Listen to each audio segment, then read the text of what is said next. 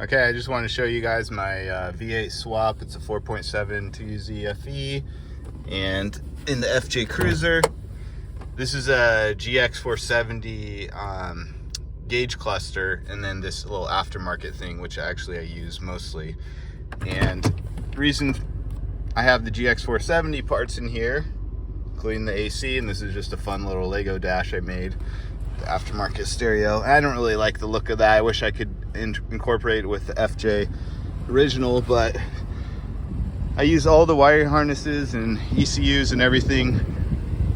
FJ 470 4.7. To run this, because I didn't want to do ECU programming, we're here at the nice day at the beach. Here is the V8 and the FJ. Pretty simple. Everything fits, especially using the GX470 component. So I had a GX470 that was a donor, and so everything like the fan, radiator shrouds, and whatnot all fits perfectly. Okay, power steering, airbox from GX470. Even where the wire harness is mounted, every little nubbin along here matches perfectly. Okay, and holds the main wire harness through here. Brake module from the GX470, because if I didn't replace all these things and I left them as FJ Cruiser, I'd have to incorporate that into the whatever ECU I had and then run the engine, and that was just way too complicated for me. So this is the way I did it.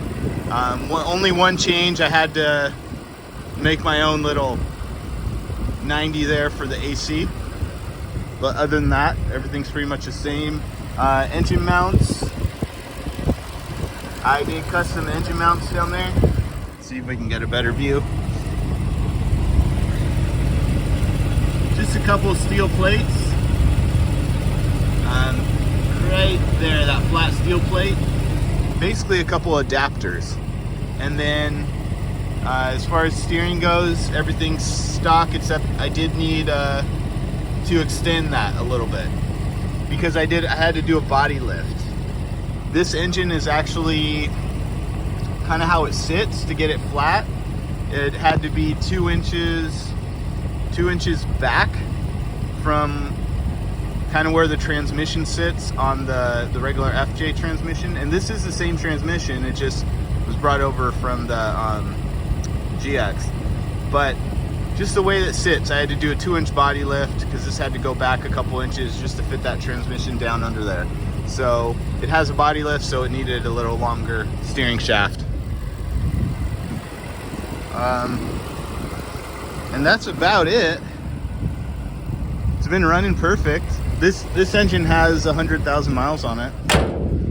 Just over 100,000. It came from a Tundra that was rusted out, and then I had to take the lower oil pan and use that from the GX470 because, well, that's the only way you can fit around, because the Tundra power steering is forward instead of backwards, blah, blah, blah. Anyways, a lot of little things to think about, but you definitely need a donor vehicle if you're going to do a swap. Now, I put in the GX470 seats because I wanted heated seats, and right now when it's so freaking cold, it's nice to have heated seats. I only wish that they matched. I'm a handyman, so this thing is just full of my tools and crap, but got heated seats. I wish I had better seats, so if I ever come across GX470 seats that are gray or dark, I'll be trading those out. I do have the power tilt steering from the GX470, so I took the whole steering column from that, but I kept the FJ wheel, but this steering wheel that's a little beat up here. But yeah, all this stuff is from the GX470. I could use a little help here finishing out this hole, because I got the ignition from the steering column from the GX470.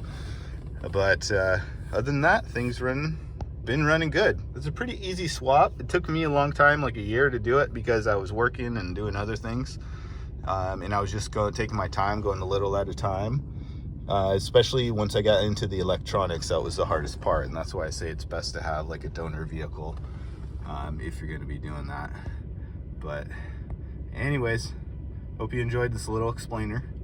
And one last thing, the exhaust, that was a pain. The FJ exhaust kind of loops around from one side to the other, and the GX does the same, but it's really a kind of a weird, torturous path. And so you definitely want to factor in your costs for getting custom exhaust. I use stock GX exhaust, and they do have a little exhaust leak, which is messing with my O2 sensor. I still need to weld up, but overall, yeah. If you're going to do all the work to get a V8 swap, you probably want a really good sound coming out your exhaust, and you'll probably want custom exhaust for that. All right. So yeah, any questions? Just send me an email, guys, or text me, send me a private message. I don't care. I'm plenty happy to help out with anyone who's thinking about it, but overall, I do not recommend it. Just keep your FJ stock, keep the resale value up, and then you'll be set to sell it and go on to something else when you get bored.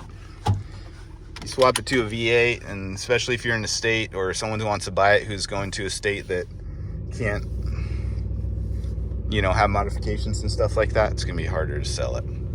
So anyways, later.